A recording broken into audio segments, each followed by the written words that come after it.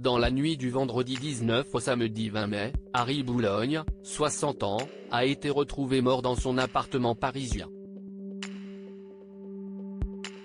D'après un proche du fils supposé du guépard, qui s'est entretenu au Parisien, ce dernier était en fauteuil roulant, et très mal en point, un mois avant de mourir. La mort d'Harry Boulogne est un choc. Ce samedi 20 mai, le fils illégitime d'Alain Delon a été retrouvé sans vie, dans son appartement du XVE arrondissement de Paris, selon une information du Parisien confirmée par le parquet de Paris à BFM TV. Une personne a immédiatement été placée en garde à vue pour non-assistance à personne en danger. Il s'agit d'une femme qui pourrait être sa compagne.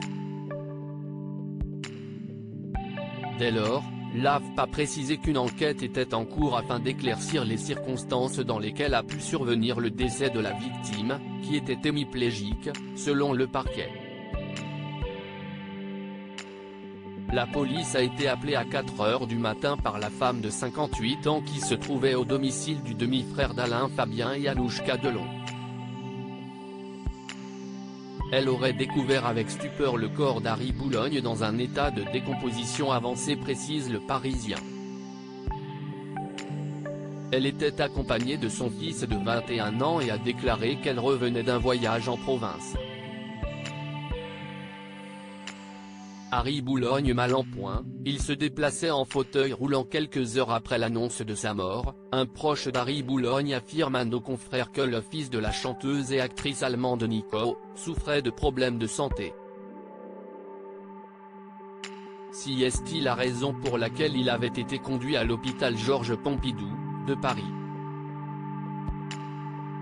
La dernière fois que j'ai échangé avec lui, il y a un mois, il était en fauteuil roulant, à la suite d'une mauvaise chute, a confié un proche d'Harry Boulogne.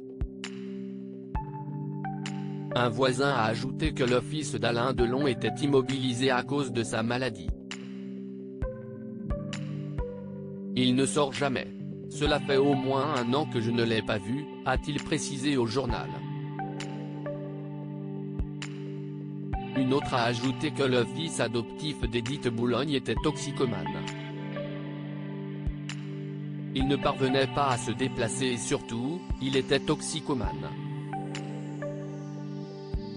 Tous les jours, ici, c'était le balai des livreurs de stupes, a-t-elle fait savoir.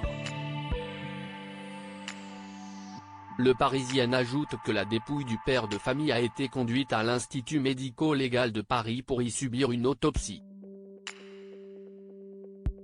Les circonstances exactes de sa mort ne sont pas encore connues.